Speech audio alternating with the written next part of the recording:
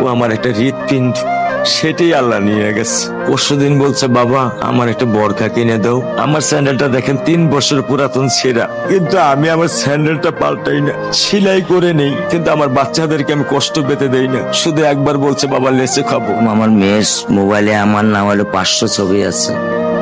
আমি এখনো সাহস পাইনি আমার মেয়ের একটা ছবি বের করে দেখতে। আমার সে সাহস নাই।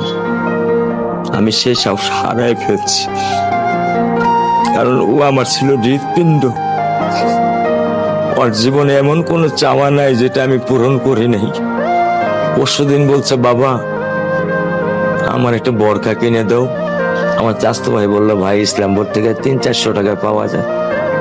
আমি সাথে সাথে নিউ মার্কেট থেকে আমি 1000 টাকা দিয়ে আমার মেয়েকে বরখা এনে দিচ্ছি। আমি দরিদ্র, ভাঙা বাসায় থাকি।